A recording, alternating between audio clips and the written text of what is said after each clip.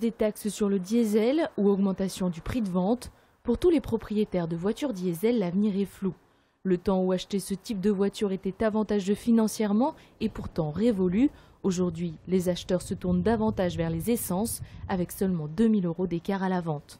Les clients, quand on les rencontre, cherchent plutôt le prix aujourd'hui. C'est vrai que je suis moi-même vendeur véhicule neuf et donc j'aimerais garder ces clients-là pour éviter qu'ils restent dans le circuit occasion. Et donc mon but à moi, c'est de leur vendre des voitures. Et on constate que les clients recherchent plutôt des véhicules pour le prix. Et donc on est tenté de les conseiller, on essaye de les conseiller de repartir sur du neuf, donc du coup plutôt sur de l'essence par rapport au prix. Une seule certitude, les particules fines émises par les diesels sont polluantes. Mais une taxe pénaliserait l'industrie française, championne du monde de ce type de moteur. Pourtant, aujourd'hui, à la vente, les garages ne recommandent pas toujours le diesel. Tout dépend de l'utilisation de sa voiture. Pour prendre une voiture diesel, il faut faire énormément de kilomètres. Pour moi, vous êtes commercial, vous faites 30 000 km, un peu plus de 30 000 km.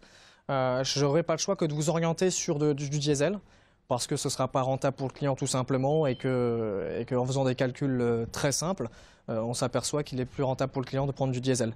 Maintenant, un client qui en fait beaucoup moins, je n'ai aucun intérêt à lui proposer ça. Le gouvernement s'orienterait donc vers une prime de conversion, impossible à définir pour le moment.